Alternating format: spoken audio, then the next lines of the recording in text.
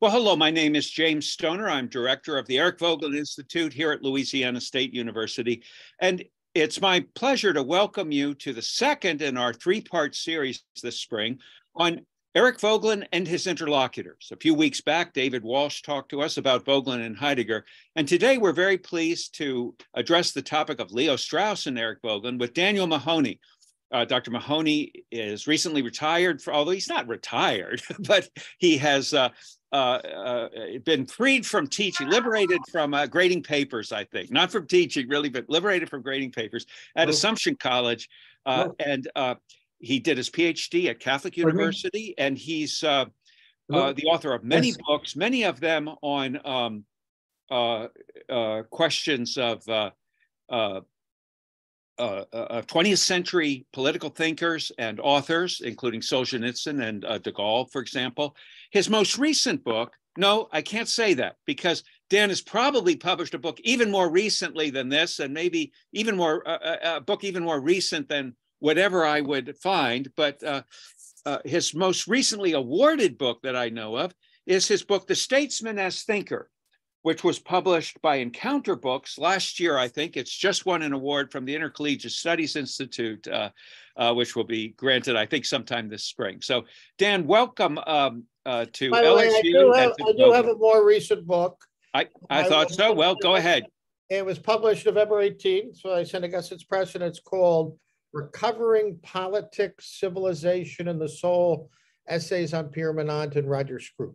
Good. Okay. So I thought so. So, but today we're talking about Leo Strauss and Eric Voegelin, and apparently we're going to get a preview of an article that Dr. Mahoney has coming out soon about Voegelin, a retrospective of Voegelin. But Dan, let's welcome to LSU, and I wanted to start by asking about the correspondence, because one interesting thing about Voegelin and Strauss, they are figures who taught around the same time. They seem to have shared a number of ideas. They both looked at the broad tradition of political theory. They were interested in recovering the wisdom of the ancients, but in different ways, perhaps.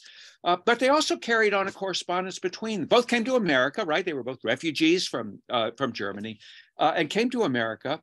And but they corresponded with each other as well, and had a correspondence that had some serious intellectual moments in it.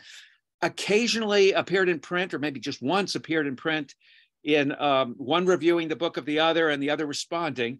But the correspondence, which has been published by Missouri as Faith and Political Philosophy, I wonder if you think that's a useful introduction, or what extent it's a useful introduction into the relation of their thought and the differences and similarities between them.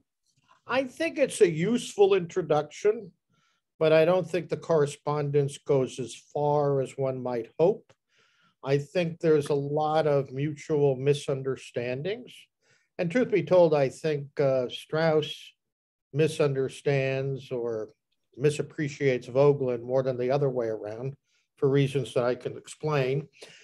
On the other hand, there's something touching, and one has to add that the correspondence peters out after a while. Yes, right. After about 1952, there's simply occasional exchanges. They're most in agreement on, well, they're in agreement on several broad things. The absolute inadequacy of contemporary social science in both its positivistic and ideological forms. So for example, both of them include in their Walgreen lectures, Natural Right and History for Strauss and The New Science of Politics for Eric Voegelin. They both more or less begin with critiques of the thought of Max Weber.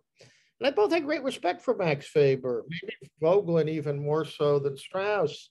But Strauss at one point said, I began as, his first great admiration was Max Weber. And it was Heidegger's lectures on Aristotle that allowed Strauss to see some of the inadequacies of Max Weber's political and philosophical sociology.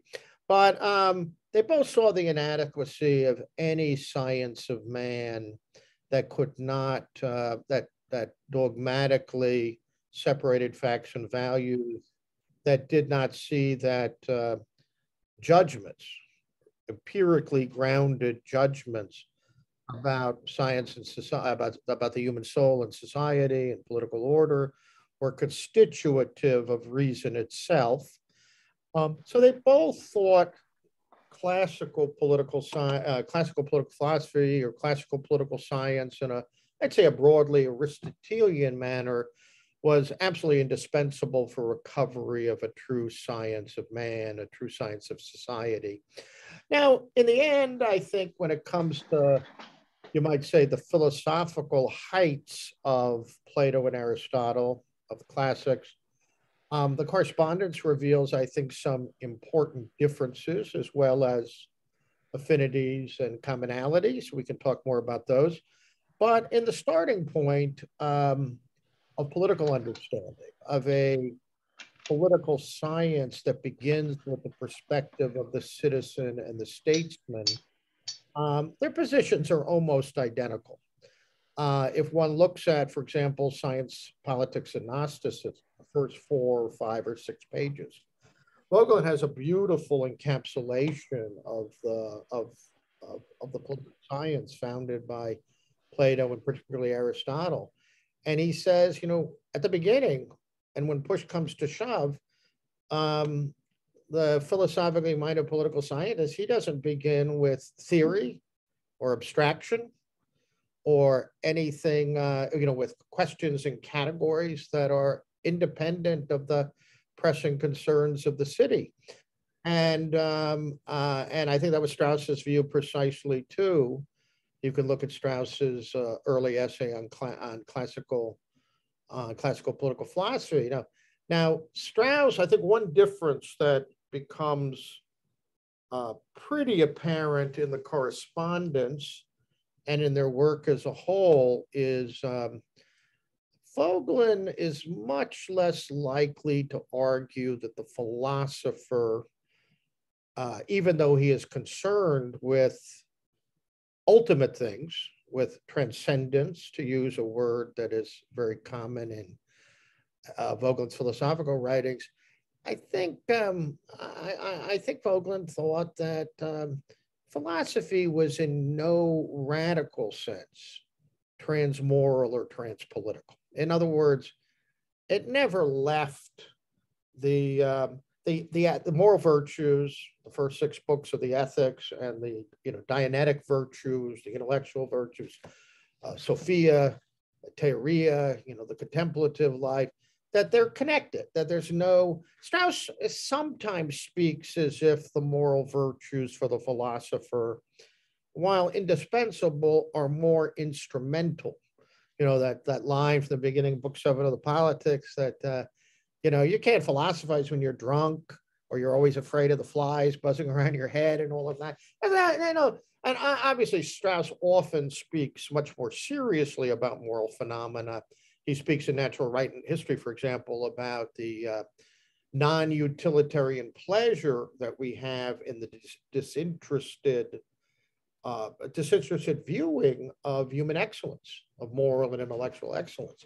But long and short of it is, I think the correspondence already begins to reveal a tendency on Strauss's part to finally, and this is a result of a sort of long process of dialectical inquiry and questioning, the philosopher in the end radically transcends the city. And for all of Voegelin's emphasis on the things of the spirit and the beyond and the agathon and the transcendence that we only, the pull of which we experience in the metaxy or the in-between, I think, Voegelin thinks that, political philosophy is a preeminently moral task. So there's a very revealing moment in one of the letters. Voegelin is talking about how, and this is a central theme in his Plato volume of Order of History and many of his other writings, that the philosopher always has to be understood in tandem with and in opposition to the sophist. But Strauss doesn't disagree with Voegelin, of course, but he says, of course, from the philosophical heights, everyone is, including all cities, the best cities, are sophistic, and only the philosopher transcends sophistry. Now, again, Strauss will occasionally say things like that, really emphasizing a radical chasm between the philosopher and the city, between the philosopher and common life. But there are certain emphases in his work that point in a very different direction, you know. Dan, say a little more about what Strauss could mean by that, by saying that all cities are sophists, or that everything in political life is sophistry.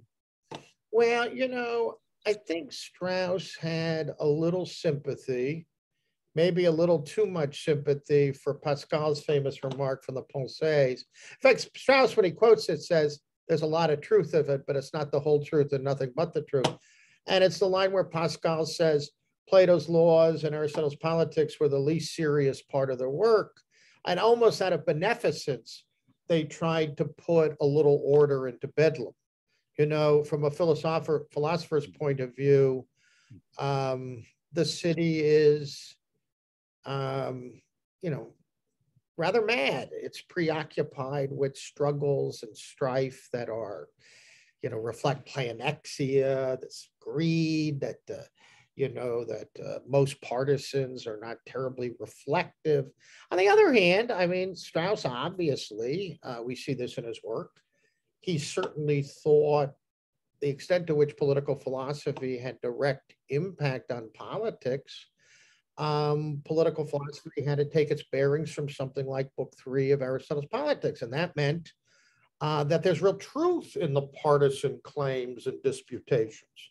And the locus classicus of that, of course, would be Book 3, Chapter 9 of the Politics, where Aristotle shows the partial justice of the claims of the oligarchs, who associate justice with inequality and wealth, and the people who, the demos, who associate it with free birth. And of course, Aristotle, the political philosopher, seems to side with the those who claim that, no, the city is dedicated in the end to virtue, and that would mean moral and intellectual virtue. The city is not just a contract, as the sophist Lycophron says, you know, a social contract for the, you know, for the pleasurable or the advantageous. So I think there's, when Strauss is in his more Aristotelian mode, he speaks about the dignity of the political vocation. We all know his unlimited admiration for Winston Churchill. I mean, he really gave a beautiful, unplanned eulogy on January 20th, 1965 in his classroom in Chicago, and it's quite something. And to understand the grandeur and misery of human life is to understand the grandeur and misery of politics, and is to understand the difference not only between good and evil, the insane tyrant Hitler and the magnanimous statesman Winston Churchill, but it's to understand the difference between grandeur and mediocrity. So that's certainly a very powerful moment in Strauss, but there are these other passages, and I think of a passage at the end of the really quite remarkable chapter, Classical Natural Right, where Strauss says that the moral perspective without philosophy, that the moral man is mutilated. You know, that morality has to somehow be informed by contemplative or philosophical reflection, or it can lead to a kind of obscurantism or fanaticism. On the other hand, I'm doing a lot of other hands with Strauss. In German Nihilism, which is a very beautiful text from the early 40s, a talk he gave to the political philosophy seminar, the joint seminar at the New School, Voegelin says, the great desideratum is to keep science and morals together. They're the twin pillars of civilization. So I would say that, and I say this with all due respect, and I think this is revealed by the correspondence a bit, but it becomes clearer in their respective works as a whole. Strauss has a somewhat more antinomian view of philosophy, or if I can put it this way, Strauss says a couple of times in his work that in light of the political responsibility of philosophy, one of the preeminent practical tasks of political philosophy, as the classics understood, was to defend sound practice against bad theory, against ideology or sophistry. But at other times, Strauss associates the philosopher with somebody who in the end just moves beyond that civic perspective that he starts with. So there, yeah. The original exchange, I mean, the one exchange in print, right, has to do with Strauss's book on tyranny. And so that in some ways is speaking directly to the political moment, right? It's written in the 1940s, and Voegelin reviews that. And there's a dispute about, I guess, maybe it's a political science dispute about how you define tyranny, but it also ends up being, I think, a political dispute about how to deal with authoritarian regimes, and particularly the Roman Empire, or the moment of Caesarism. Yeah, I wonder if there's something there that can help show us the political difference between. Well, to begin with, Voegelin would unquestionably agree with the very striking opening lines of Strauss's restatement. Remember, Strauss says there are only two responses to my book. I don't know how many there were. There probably were not a lot in 1949, 50, but there were two worthy of serious consideration or response, and those were of Eric Voegelin. Strauss has already had a correspondence with him for 7 years. They have a mutual friend in Valdemar Agorian, the founding editor of the Review of Politics. By the way, in those days, he didn't send anything out for review. He was a civilized man who had a direct experience of political life in its most grotesque forms. He was cultivated. He knew philosophy and politics, and he would tell Hannah Arendt to write this, and he would, that was the good old days before the triumph of scientific peer review, we call it. Peer review, which is somehow in accord with the requirements of scientificity. But anyway, Voegelin would completely agree with Strauss that a social science that cannot speak about, cannot judge tyranny for what it is like a medicine that cannot, recognize or treat cancer, right? So they're in common agreement about that. As Professor Stoner already pointed out, they were both refugees from the Third Reich. Strauss was a German Jew.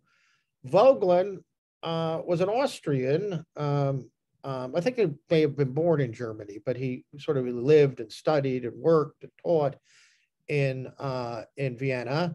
And one of the themes in Voegelin's, I'm getting back to the restatement in a second, but one of the themes in some of Voegelin's occasional writings and in the autobiographical reflections is he repeatedly came across people, including a U.S. consul in Switzerland in 1930. They're like, well, why do you want to leave? You're not a Jew. You're not a communist.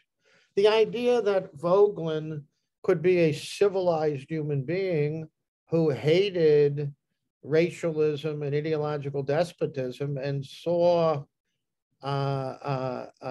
Nazism for the pneumopathology, sickness of soul that it was, is it's really quite stunning that so many people would say, well, why do you have to leave Vienna? So their experience is a little different, but they're two great anti-totalitarian thinkers from Central Europe, refugees from the Third Reich, who want to reconstruct, recover, and revitalize classical political philosophy. Not to provide answers that only we can provide, to paraphrase Strauss, but they both agreed, I think classical political philosophy provided this sort of sempiternal approach, the mix of civic seriousness and an authentic philosophizing that would allow one to address pressing concerns at any time and place. So that's the starting point. I do want to comment, and I don't think people comment on this enough. Think about it. You know, Hannah Arendt publishes the first major political philosopher to publish a important and massive philosophical engagement with the central human political phenomena of the 20th century, totalitarianism. The first edition of The Origins of Totalitarianism in 1951. And as you know, there was, Walter Gregorian was always asking one or the other to review this or that. And so he asked Hannah Voegelin to review The Origins of Totalitarianism. Peter Baer will talk about that dispute, which is quite important. But Raymond Aron wrote a book in the 50s called Democracy and Totalitarianism. And he too, to some extent, draws on classical thought. He's also trying to, as Arendt is, what's the specificity of totalitarianism? Strauss is doing the same thing, but it takes a really idiosyncratic form, a commentary on a little known dialogue by the now little respected Xenophon called The Hero. Okay, so it's strange.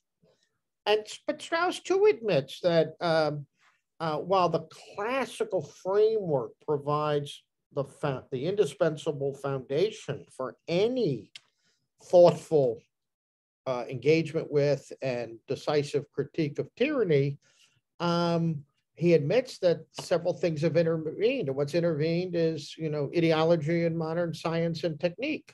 So he too knows that. But Strauss thought you can't. Well, you got to totalitarianism. You still got to start with tyranny. So I'm starting with Xenophon. And it's not, it's, and it is extremely fruitful engagement because Strauss is aware that there were better and worse forms of tyranny, and Xenophon's sort of flirting with the possibility there could be some kind of good tyranny or not so bad tyranny. So that's the starting point. But I think that exchange and some of the accompanying letters that touch upon it are very revealing. There is no doubt that Strauss thought, I think unfairly, that Voegelin was a historicist. And Voegelin insisted from the early 1940s until his death in 1985 that his attentiveness to historicity, or what he once called historics, or he sometimes called the philosophy of history, had nothing to do with historicism. He agreed with Strauss that the fundamental structure of reality was enduring. He agreed with Strauss that the nature and needs of the soul did not change from epoch to epoch, etc. I think the nub of the matter in their exchange has to do with whether or not Caesarism, a kind of post-constitutional political arrangement. You know, remember, Rome is a city that over several centuries morphs into an empire. The old republican forms are clearly not appropriate in this new de facto empire. And Augustine builds an official empire, an imperium that still appeals to some of the old Republican virtues and values, as we say today. Voegelin was very interested in those kind. He much of his review of Strauss says, look, you got to deal with this sort of post-constitutional Caesarism. It's not quite tyranny, and Strauss is quite insistent, both in the correspondence and in the restatement, that Voegelin isn't starting at the beginning, that he's historicizing, that yes, Strauss says the classics could fully account for Caesarism or post-constitutional rule, but that wasn't their concern. Their concern was the more philosophical and less historical issue of the nature of tyranny itself. Right. Strauss says, I think, you don't have to do a political science of Caesarism. The Caesars can take care of themselves. That's exactly so political right. Science in some way, well, but that suggests some kind of alliance of political science and philosophy in a way, and it's not in the instruction of Caesars. And I would say this, I remember that one of Strauss's most thoughtful students, Thomas Pangle is now at the University of Texas in Austin, he reviewed From Enlightenment to Revolution, which was part of the earlier history of political ideas that Voegelin jettisoned. But it was a very important book. I think it was at the initiative of a once very well-known Voegelin and Strauss-friendly political theorist named John Hallowell. But John Hallowell approached Voegelin and said, this is the book that deals with the connection between modern enlightenment, the philosophes, and you might say the ideological deformations of morality, so of modernity. And so Voegelin Pangle comments, Voegelin is preoccupying himself with second raters, Turgot, Condorcet, Marx, Comte, and it's very Straussian response in a way. And by the way, I should point out letter 33, I think we read 35, 34, 5, 6, 7, but letter 33, Strauss writes to Voegelin and says, I agree with everything in the article critique you published of Marx. And he also writes in 1958 to praise Voegelin for an essay he had written on the prospects for democracy and constitutionalism in the New Germany, the Federal Republic of Germany. So we think of the critique of ideology and their commitment to a moderate constitutionalism open to common sense and classical and biblical wisdom. They're in complete agreement, But I think Strauss would say, yeah, there's a place for political science inspired by classical philosophy or informed by it, but philosophy qua philosophy, political philosophy qua philosophy aims at something a little more above the fray. So it's quite stunning. I mean, Strauss mentions Marx in a rather critical way from time to time, but and his student Joseph Cropsey did write a very fine critique of Marx for the Strauss-Cropsey reader. But in a way, my friend Philippe Benetton is a French Catholic political philosopher influenced by both Strauss and Voegelin, once said to me, and this will connect to the part of the correspondence dealing with Joachim of Fiora. Strauss is much better at treating sort of early modernity as it understood itself. In other words, it's much harder to reduce Machiavelli, Hobbes, Locke as sort of unself-conscious or self-conscious disciples of Joachim of Fiore or secularizing Christian hopes. So Strauss is much more likely to accept what Hans Blumenberg called the legitimacy of the modern age on its own terms, its own self-understanding. But Voegelin is much better, much more helpful in exploring the ideological deformations of reality that did so much to dislocate common life in modern centuries. The totalitarian impulse, the collapse of a kind of activist philosophizing into, intramundane projects for world transformation. I've been reading too much Voegelin. I'm using his phrases here. So there's something at stake there, I think, that's important. And it comes out in the debate over on tyranny. Voegelin thinks that, the principles of classical philosophy are true, but they're always applied and illustrated and come to life in a particular historical setting. And those historical settings are often marked by the powerful resistance to both philosophy and decent politics by ideologues and sophists. So whether it's the attentiveness on Voegelin's part to post-constitutionalism or to the second raters, who did so much to deform reality, I think Voegelin, whether it's the early appeal to Gnosticism, where one gives up, the eschatological hopes are immanentized, and the sort of uncertitude that accompanies classical philosophy, and and biblical religion, gives way to the certitude of ideological fanaticism. Later, Voegelin switches to a framework derived from Robert Musil, the author of Man Without Qualities, where he talks about second reality, the forcible imposition of an ideological surreality on lived experience, on what Hannah Arendt called the public space.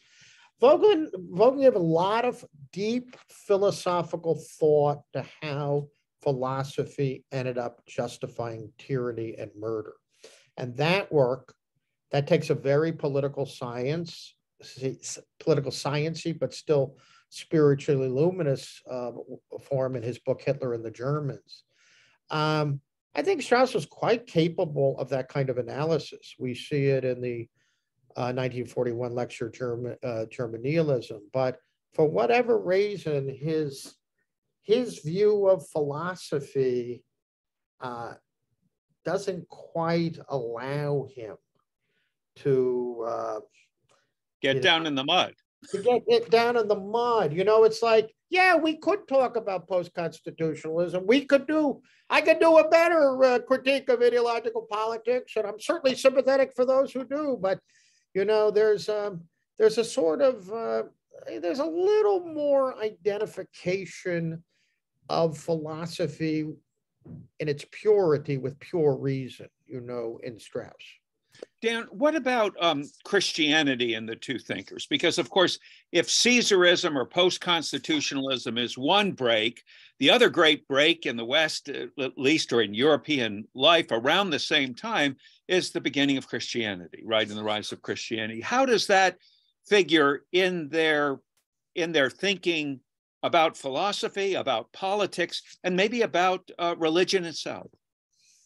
Well, yeah, that's a great question. And early in the correspondence, it is true, Voegelin's thought developed over time. There are different periods of emphasis and reflection. And it is true, in a letter he wrote to Strauss in 1942, he left himself open to the idea, or at least the interpretation of his thought, that in some sense, Christianity had relativized some of the fundamental insights of the classics. And any, serious students of Voegelin know that later on, and that some of that, the sort of very provisional and tentative view that Christianity is a more compact and superior expression of even classical wisdom than classical wisdom is itself. That's sort of a theme in Voegelin. But by the time he gets to anamnesis and the ecumenic age, these writings in the 60s and 70s, he's actually quite critical of Christianity in some way.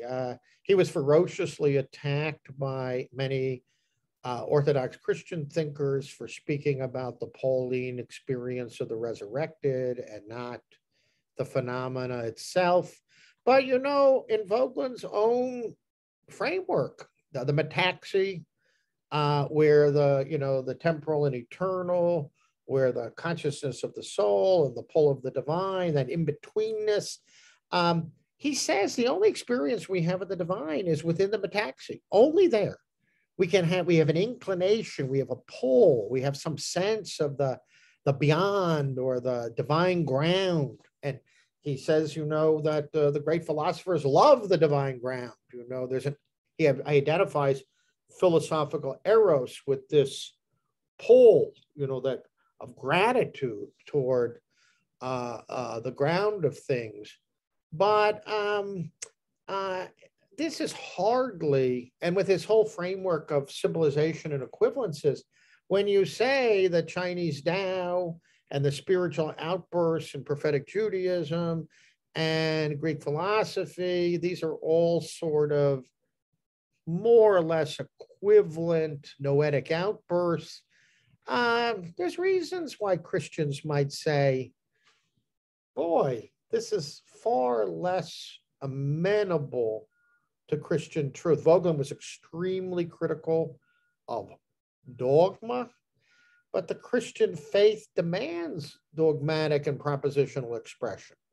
And Voegelin always criticizes for doing so. So I think Straussians, going all the way back to Stanley Rosen's kind of hit job on Order and History in the Review of Metaphysics in the 50s, where he says, he disparages Plato in the name of Christianity, and he conflates the reason and revelation and all that.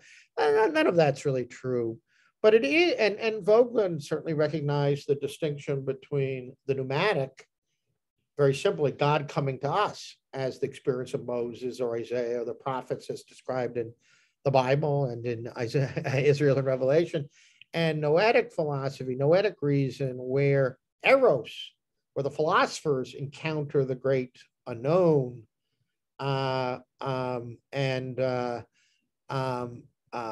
it's a human activity, natural philosophy and theology, as opposed to the self-revelation of the creator God.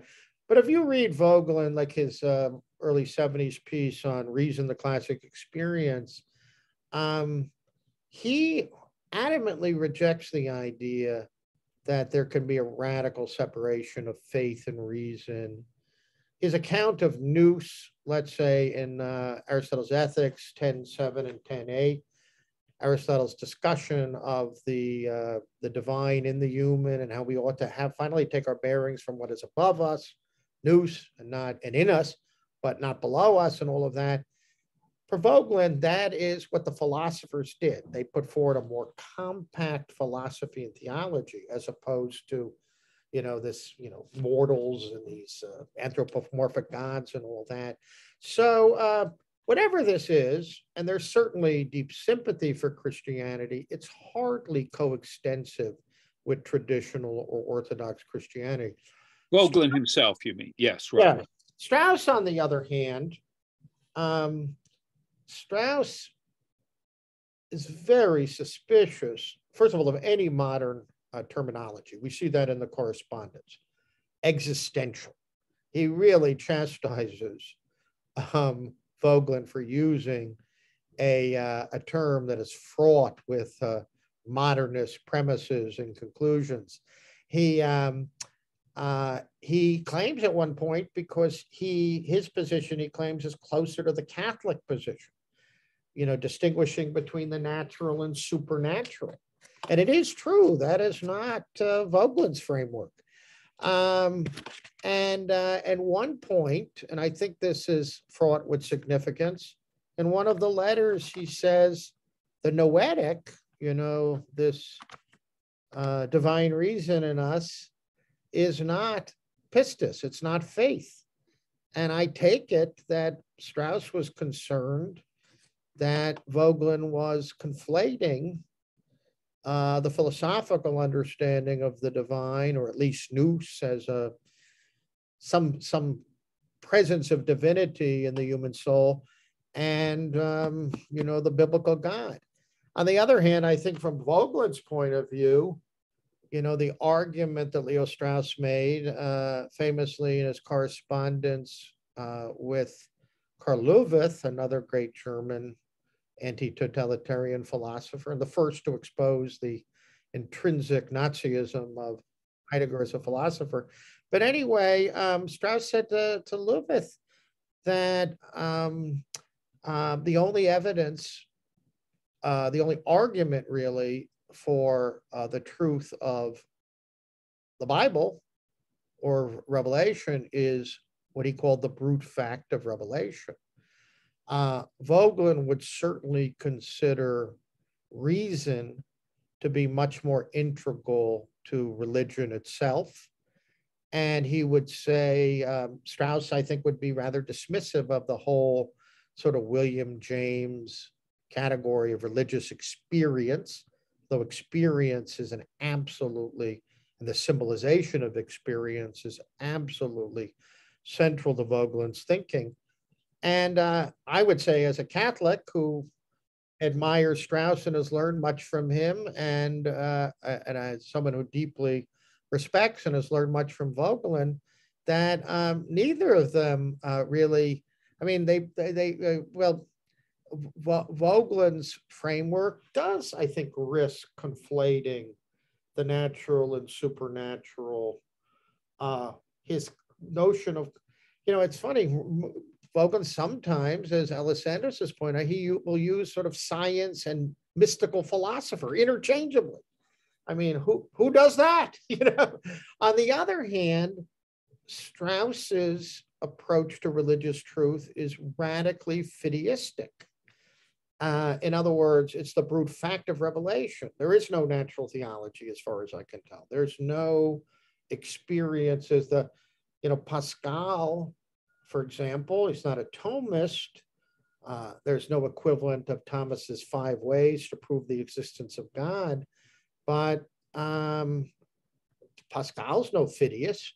Reason has a central role in his apologetics. So, and Strauss, whether it's good or bad, we can leave to everyone's individual judgment, but he always takes his bearings in discussing religion and revelation from theoretical extremists.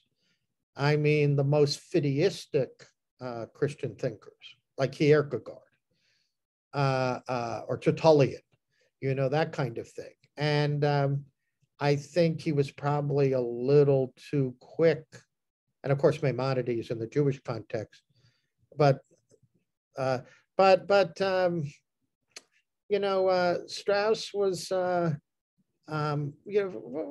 he certainly respected Thomas Aquinas on the practical level. Thomas brought the great moderation and humanistic wisdom of the classics to the Christian dispensation, but as a theorist, he accused him of synthesis.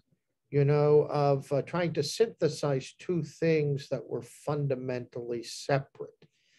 And so Voegelin and Strauss pose, not only, I think, do they understand the relationship of classical thought to reason and revelation differently, although they're both, anti-materialists and defenders of the soul and all of that. There's much common ground there.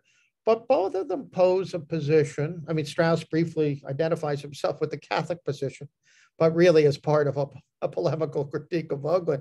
But Voegelin's position raises questions from a Christian point of view too, or a biblical point of view too. So there's a lot going on there. And by the way, I don't want to be dogmatic, because these are two deeply thoughtful men who thought in the most serious way about the nature, needs of the human soul, and you might say the soul's capacity to ascend to truth against the cave or against ideology. But there's a lot going on. And I would say the correspondence begins to sketch that, or to give us a sense of it. But you have to really go elsewhere to their own writings to see or even the two pieces by each of them that are appendices to Faith and Political Philosophy, their treatment of Jerusalem and Athens.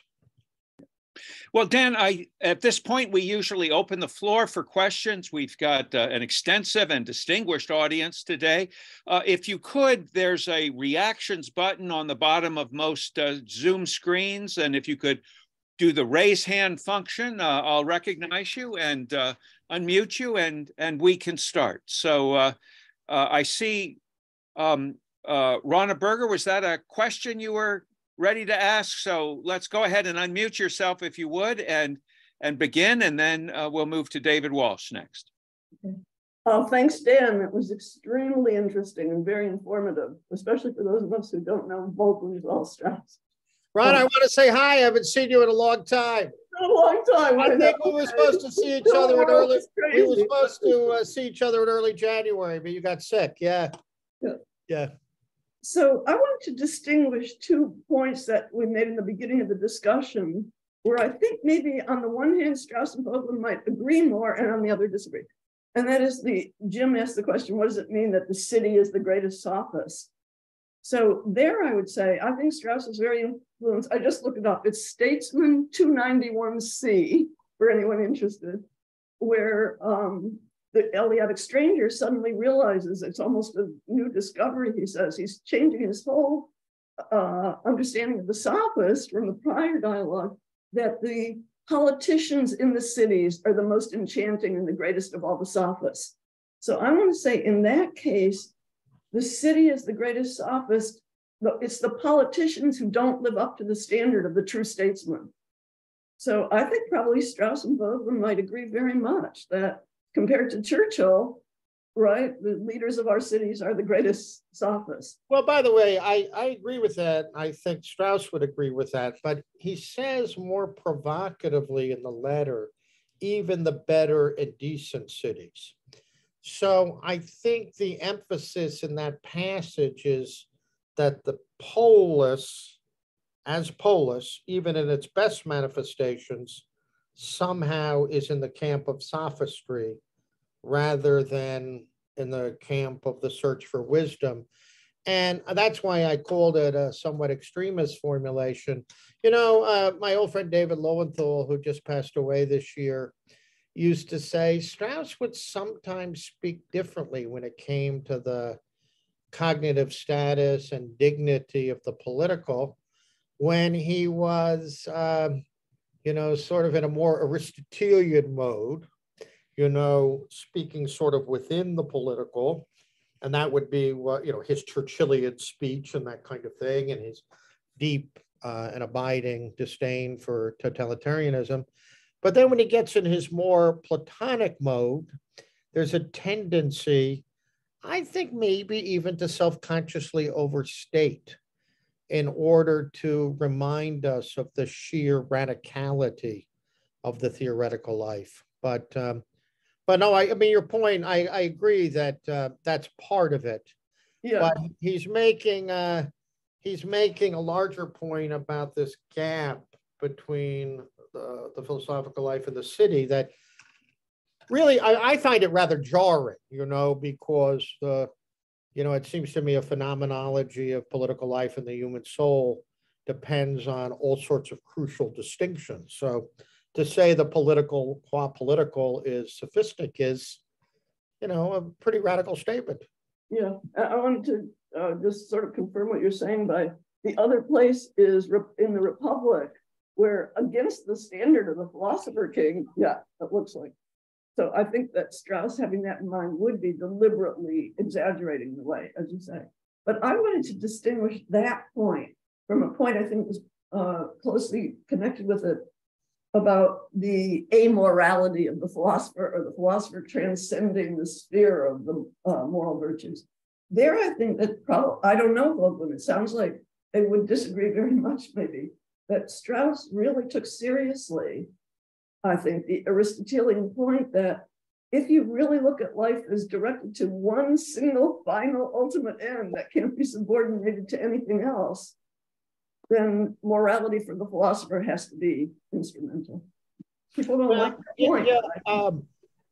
I do think, I mean, students of Strauss know that at the end of his life, he had a very interesting and revealing exchange with his old friend Klein at St. John's College, the so-called giving and accounts. And it's interesting because Klein, you know, who wrote on the origins of Greek mathematical thought, you know, was a genius and the widest interest, but he said, sort of passingly, you know, to Strauss, well, you're much, you know, your perspective is much more of a moral perspective.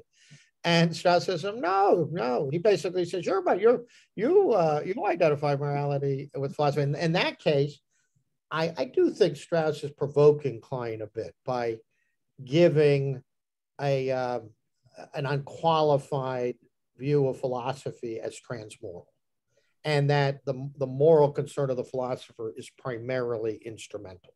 He has to live in the city, and again, if he doesn't show some discipline and self-control, he cannot dedicate himself to the most important quest and all of that. But there are certainly plenty of other places in Strauss where Strauss speaks with much more concern and attentiveness to, you know, what I call the dignity of the political vocation. And so I do think sometimes when conventional scholarship had sort of forgotten the radicality of the philosophical quest, or it turned it into a discipline in the academy, you know, an expertise and all that, Strauss wanted to point out this sort of decapitation of reason But it's, I do think it's a mistake, though, to sort of run with either. I think Harry Jaffa sort of ran with the statesmanship side of Strauss, and others, sort of want to emphasize philosophy and sort of disregard from, common life in a more capacious way. And respecting those tensions is very difficult to do. Let's continue this discussion sometime. Yes, good to see you, Rana. Good. Let's go to David Walsh. If you could unmute yourself, David. Thanks very much, Dan. This has been an amazingly rich presentation and wonderfully even-handed. Thank you. For the last 6 months, I've been reading Voegelin nonstop for this big piece, and I'm trying to persuade my Straussian friends that they have underestimated Voegelin's wisdom and theoretical achievement. So I always thought you were more on the Strauss side, so it seemed like you've almost converted here. I'm being the Aristotelian arbiter through the politics, At any rate, that isn't really my question. I'll pursue that with you at the bar at the APSA. Very good. Very good. I look forward to that.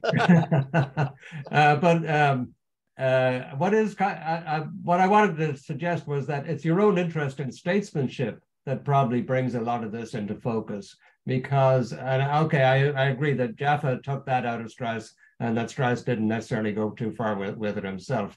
But it is a rather striking side of things because we don't just philosophize in a vacuum. We philosophize within a city or within a polis or within a state. And the philosopher has to bear public responsibilities as well.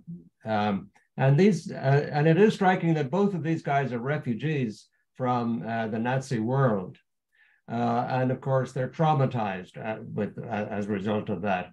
And they never actually participate very much in politics afterwards. They might have gone that route when they were much younger men back in Germany or Austria, and did think of, all that stuff about an extra constitutional ruler, is part of a struggle to understand how you would deal with these outrageous movements. But at any rate, putting that aside, I think one of the important differences is that Voegelin went back to Germany.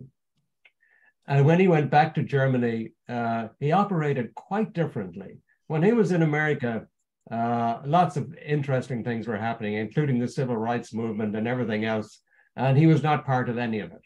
When he went back to Germany, he immediately immersed himself in the role of being what we would call a public intellectual. And the Hitler and the German essays and those just sort of general interest essays on communication, democracy, all of those things that we tend to underestimate, really came out, and that he doesn't include in Anamnesis or anywhere else. But they're really worth reading from the point of view of understanding how Voegelin, at least at some, even though he's a very high-flying thinker, could actually be serious about making his own contribution to the common good. And that's all I wanted to say. Well, David, those are fine remarks. Let me say, I do think the work of Strauss and Voegelin is perfectly congruent with an emphasis on the centrality of statesmanship to political life. And I'd say one of the most fruitful developments from the Straussian school has been this sort of reinvigoration of the serious study of statesmanship. And certainly my work owes something to that. Jaffa's work on Lincoln and, Strauss's sort of singular admiration for the thought and action of Churchill. And also, I think with both Voegelin and Strauss, the critique of positivistic social science was tied to a recovery of civic judgment. And civic judgment is, in a way, best displayed by our ability to understand the crucial human phenomenological distinction between the tyrant, the statesman, the ordinary politician. Strauss certainly did an awful lot to encourage that among some of his students. So our friend Jim Muller, for example, has dedicated his entire life to very serious scholarly work on Churchill, his thought, his books, his writings, his legacy.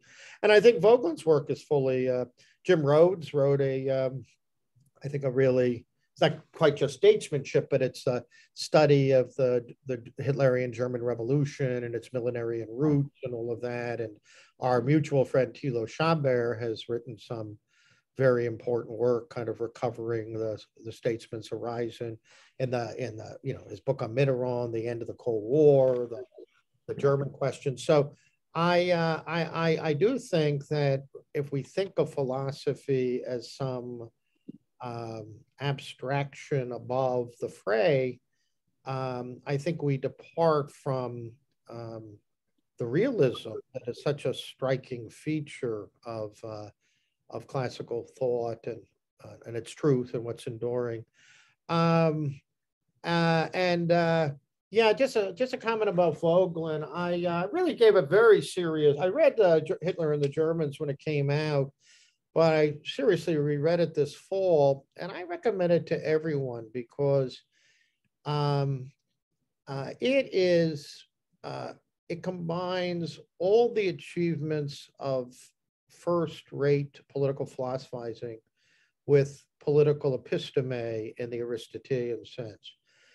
Voegelin is looking at a political culture and a political regime that went mad with the collaboration of fundamental currents in the arts and philosophy and the political class and the universities, something he wrote about elsewhere, and in the churches. And Voegelin can be very critical of this spiritual, moral, and civic abdication in a almost prophetic way, and some of it's quite beautiful. There's also, I think, a splendid recapitulation of his critique of totalitarian ideology as second reality. And I think that's even a more fruitful and common sense line of intellectual development than the earlier critique of Gnosticism. And I would add the book ends with a kind of dialectical appraisal of Max Weber without taking back any of his earlier critique of the spiritual deficit in Weber. He saw that, I think Raymond Aron saw this, I think Strauss saw it to some extent. Weber was a lot better than his theory. And at his best, his political sociology for Voegelin is something like the equivalent of book 5 of Aristotle's Politics. So that's all in this single book. And you do see a side of Voegelin that is extremely striking. A man who is in the midst of, the book was controversial because he accused the dominant intellectual and political figures in Federal Republic of not really facing up to the Nazi tragedy and the collaboration of so many influential people in making that kind of political and spiritual madness possible. So I one last thing, occasioned by your remarks, as you know, David, I've written a lot on the French political thinker Raymond Aron.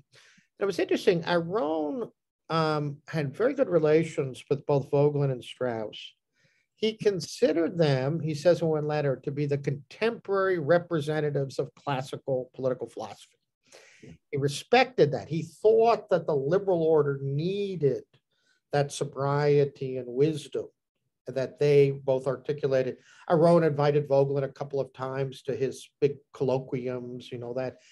And Voegelin and Strauss both respected Aron for, his immense learning and sobriety and anti-totalitarianism, but just for embodying that perspective of common sense. And the last comment on that is, especially Voegelin, but I think Strauss too, they both understood that the starting point has to be a recovery of common sense.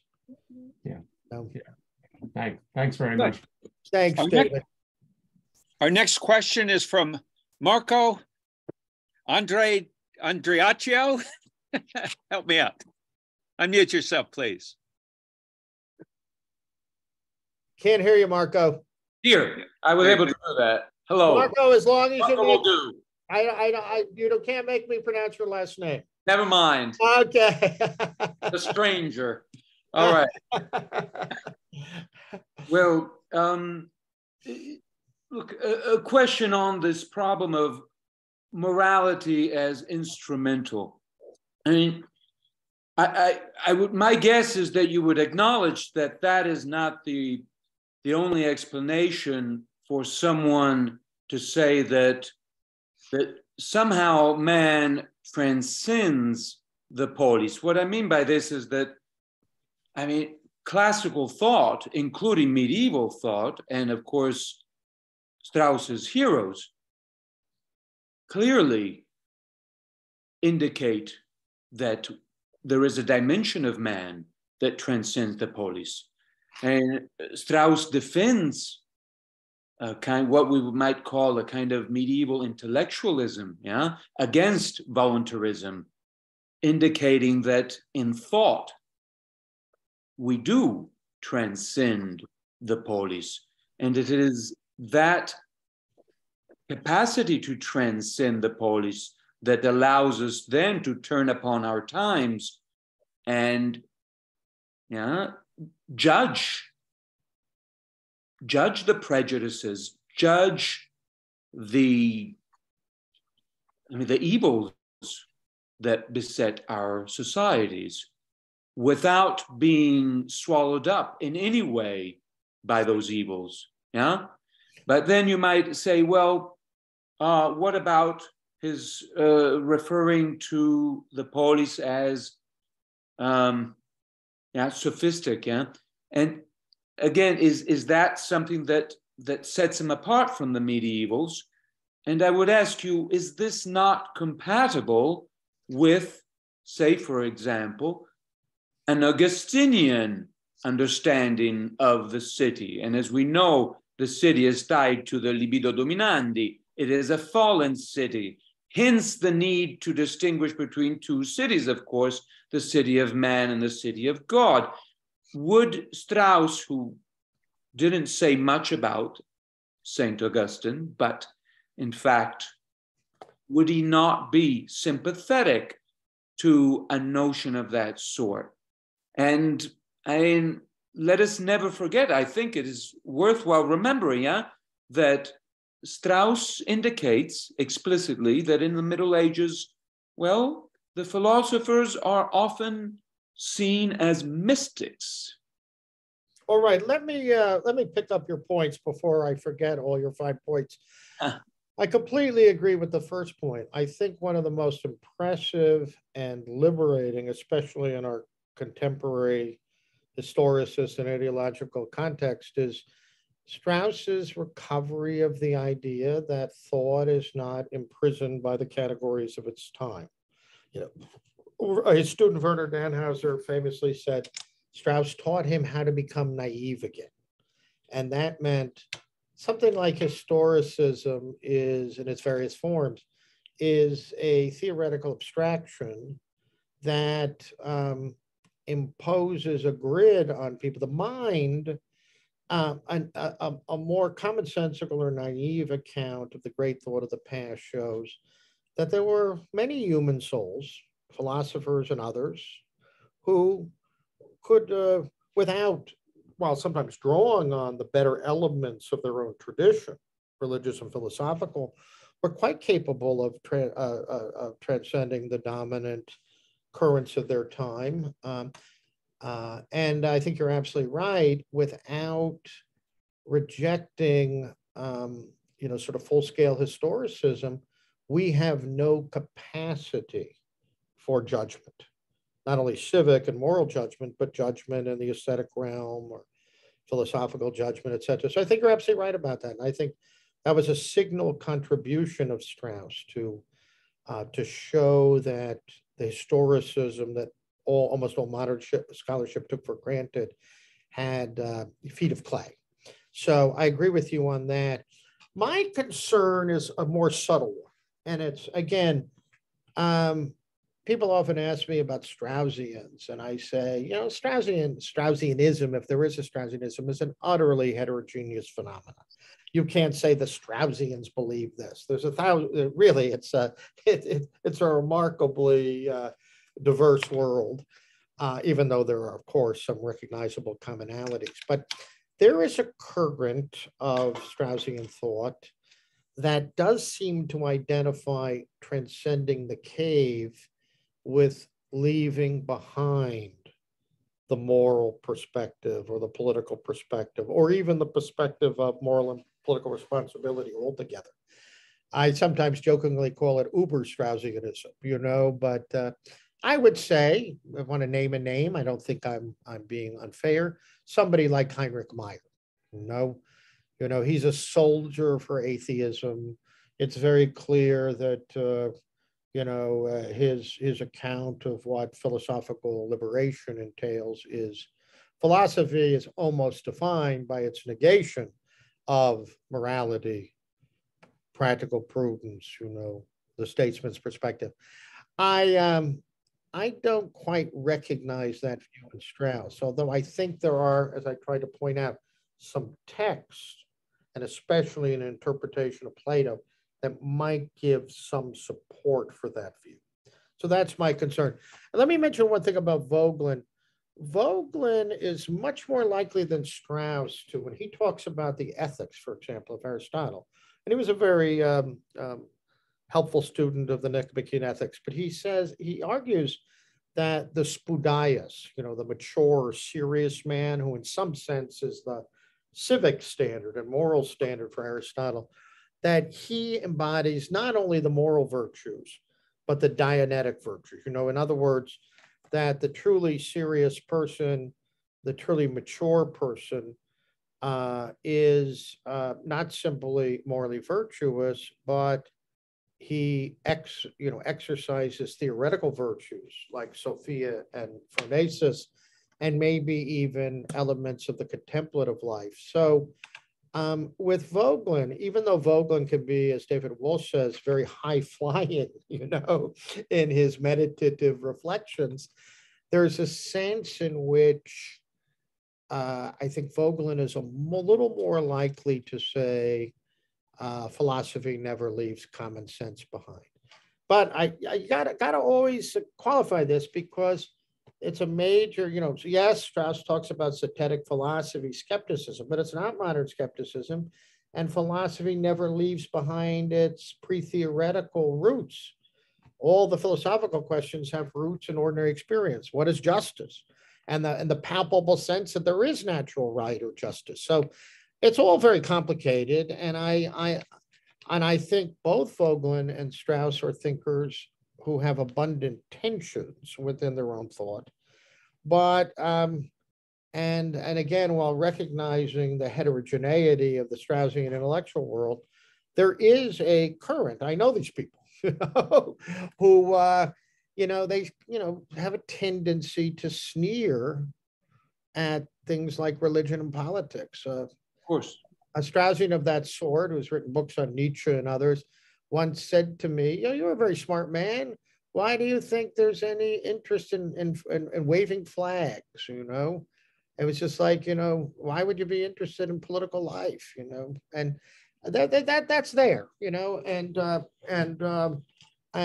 think the interesting question is, I have no real intellectual interest in that position, which I think is dramatic, but I would say it has some support. Strauss managed to keep together certain emphases that some of his students have not been so successful in keeping together. And Dan, we have about 6 minutes left, and there are two questions. So what I'd like to do is recognize the two questioners, ask them to give us their questions as concisely as they can, and then we'll go to you to wrap up by speaking to both of them as you choose. So the first question comes from the Voegelin room. Dr. Mahoney, I have a very quick question. My impression of the relationship between Strauss and Voegelin is simply that Strauss believes he never was able to leave Plato's cave, and that Socrates is the only one who ever did that he knew of. but Voegelin believed that he did. And then that might explain some of Voegelin's fusion of religion and philosophy, but that's just my impression. I wonder. Okay, and then the second question would be from Juliana Pion. Thank you. Very short, simple question, Dan.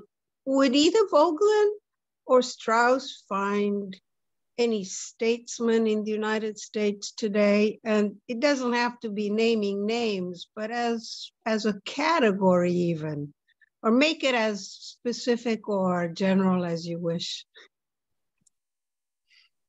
Okay, Dan, the floor is yours. Thank you, Juliana. Juliana is a good friend, so it's good to see her too. Yeah, the first question, on the question of leaving the cave, I think the whole Voegelinian category of the metaxy, by definition, means we never leave the cave. The sensorium, this metaxy or human consciousness, it has these different elements, the temporal, the eternal, it's always, I think he would say it's fanatical and unbalanced to simply live in some kind of conventional cave is unworthy of man and incompatible with the philosophical quest. But to think we can leave it altogether is a problem too.